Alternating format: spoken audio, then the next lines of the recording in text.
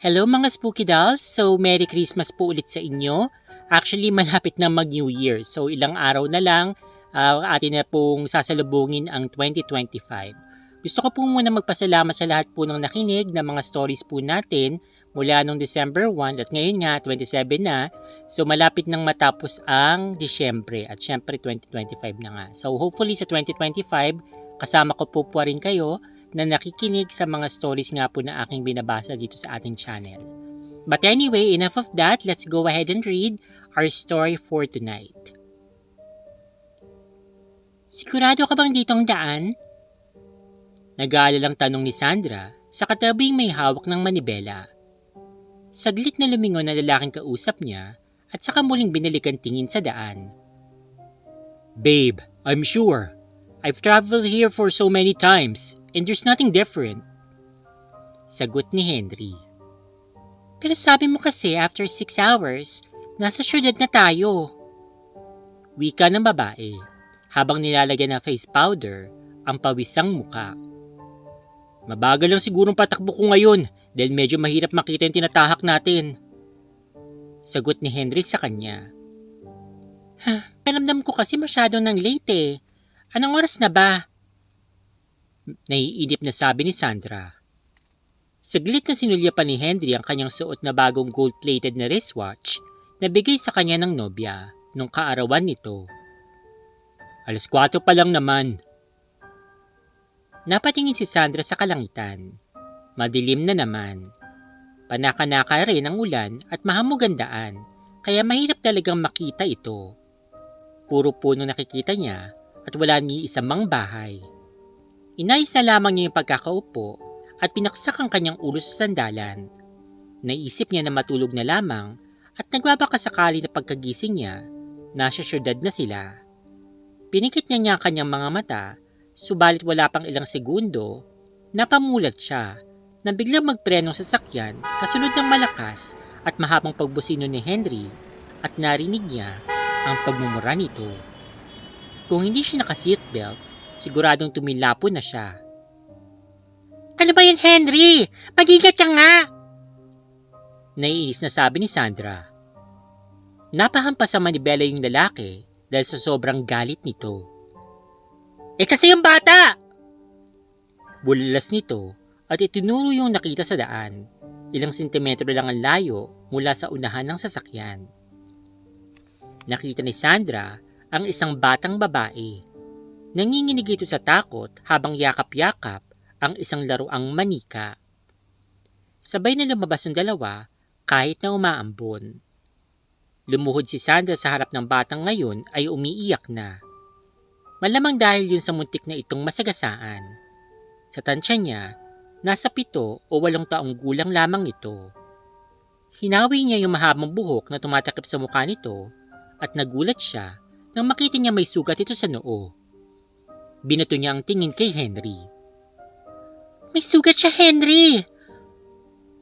Natatakot na sabi ni Sandra. Ha? Pero hindi ko naman siya tinamaan! Nagulat din na sabi ni Henry. Hinawakan ni Sandra yung bata at napansing marumi ang bestida nitong suot. Nasaan yung mga magulang mo? Nag-aalala niyang tanong. Dahil na lang natin kaya siya sa police station. Suhestyon ni Henry. Teka, may sinasabi yung bata. Pagpigil ni Sandra sa kanyang nobyo. Bumubulong yung bata sa kanya, subalit hindi niya ito maintindihan. Bigla nitong tinuro yung kakahuyan sa tabi ng kalsada. Diyan ba yung daan kung saan ka nakatira? Tanong ni Sandra sa bata. Tumango yung bata. Inakay niya ito papunta sa tinuturo nito. Sandali, Sandra! Saan ba kayo pupunta? Nagulat na sabi ni Henry. Basta, igilin mo na lang yung sasakyan, saka sumunod ka. Sabi ni Sandra sa nobyo. Bagaman puro putik ng high heels niya, hindi niya na ito pinansin. Kahit paano, may pananagutan sila dun sa bata. Ano bang pangalan mo, Iha? Tanong niya rito habang mamagal yung pag-akyat nila ng pataas sa bahagi ng gubat. Pero hindi umiimik yung bata. Bagkus, may pilit na tinuturo sa isang direksyon ng gubat. Sa tingin ni Sandra, parang may kakaiba dun sa bata. Hindi nga lang niya talaga maipaliwanag kung ano ito. Ilang metro na ng layo nila sa labasan ng gubat at napansin niyang hindi pa sumusunod si Henry sa kanila. Muli niya pa itong tinawag ng ilang beses pero wala siya nakuhang kahit anong klaseng sagot. Nang makarating na sila sa lugar na tinuturo ng bata, tumabad sa kanyang harapan ang isang malawak na kapatagan. Sa gitna nito, may mga iba't ibang klase ng kotse na halos magkakapatong. Tila nasa isang junk shop sila. May mga bulok at kinakalawang ng kotse at ang ilan ay mga bago pa. Nagtaka si Sandra sa kanyang nakikita. Ilang saglit pa, tumakbo palayo yung bata. "Hoy! Sandali!" Sigaw niya habang hinahabol niya yung bata. Hindi niya alam kung namamalikmata lang ba siya, pero parang may mga nakikita siyang mga tao na nakakubli sa likod ng mga puno na nakatingin sa kanya. May napansin pa siyang tila usok na naghuhugis tao na nakaupo sa isang sanga ng puno. Ganon din sa gilid ng ibang mga halaman. Ilang sandali pa, nadapa siya nang lumubog ang kanyang paa sa malambot na lupa. Naputikan na rin yung kanyang damit. Pilit niyang hinihila ang paa niya, pero mas lalo pa itong lumulubog. 2 pares ng marumi at tila dugo ang paa ang tumambad sa kanyang harapan. Nagsimula na siyang kabahan. Nang tumingala siya, nanlaki ang mga mata niya dahil tumambad sa kanya ang isang lalaking puno ng balahibo na animoy isang oso. Mapupulang mga mata nito, nakangiti sa kanya dahilan para makitang nabubulok nitong mga ngipin. Tumulo mula sa bibig nito ang malapot na likido na kulay pula.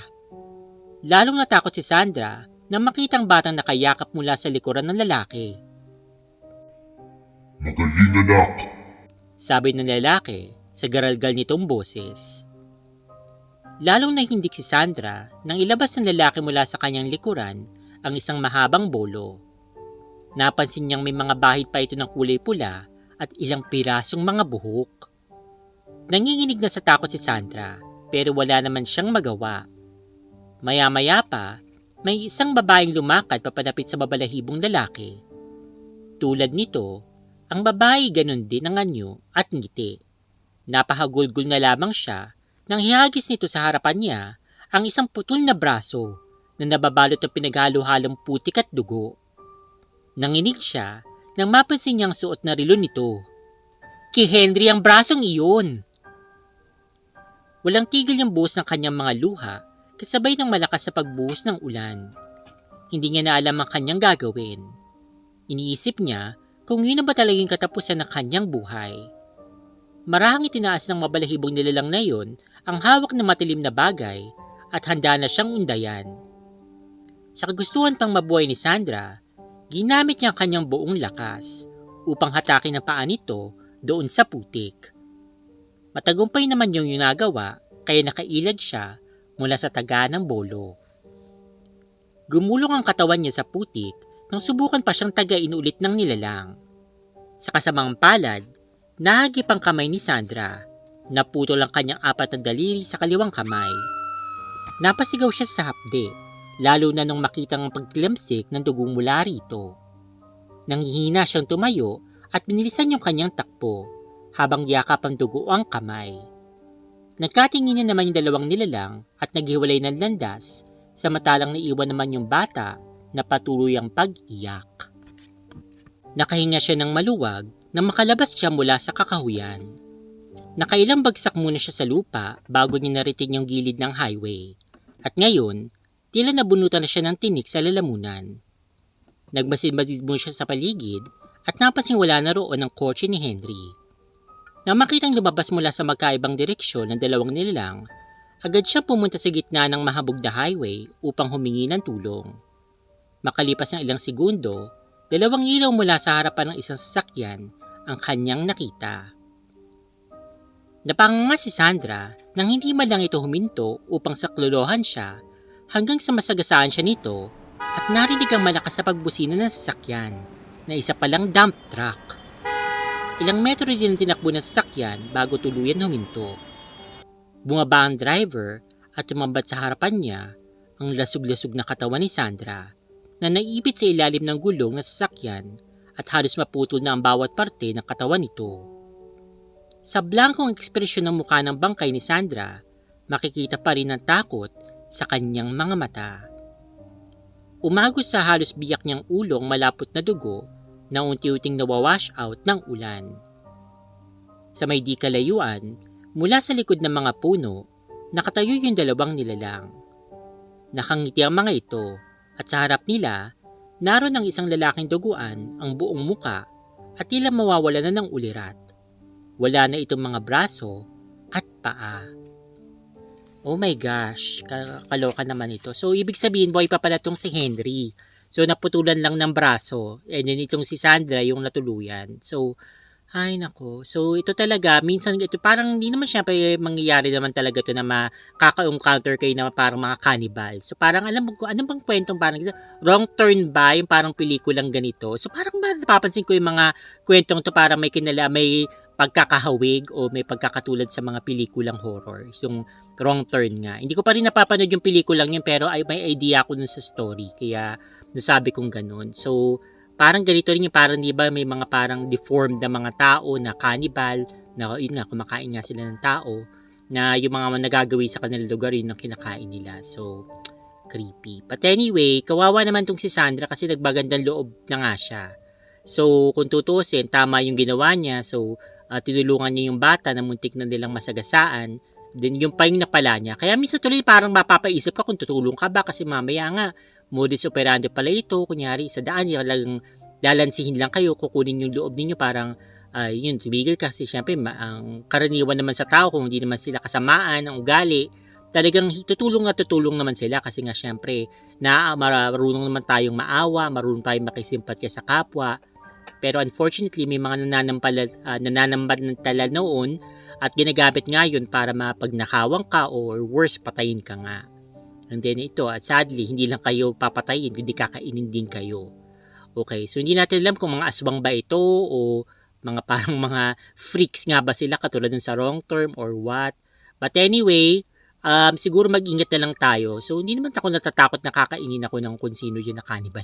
Pero nakakatakot na magtiwala. Like, tumulong ka na nga, ikaw na nga nagmalasakit sa kapwa mo, na kahit kung tutuusin, mahirap nga magtiwala, pero ito pang ginanti sa'yo. Okay? So, wag naman sana ganun. Na yung kabutihan ng iyong puso, ang naging kabayaran ay yung kabuhay mo. So, kailangan minsan gamitin din natin yung ating mga utak o yung mga pag-iisip nga at saka yun, maging mabuti rin medyo may konting distrust tayo kaysa sa todo-todong bigay ang tiwala natin din at the end tayo pa yung napahamak. But anyway, I hope na nag-enjoy po kayo sa story po natin para sa gabing ito. So kita-kits po tayo tomorrow sa ating ika-28 na story nga po dito sa ating pong 31 days ng kwentong katatakutan sa Pasko. God bless po at saka yan, advance Happy New Year. Bye-bye!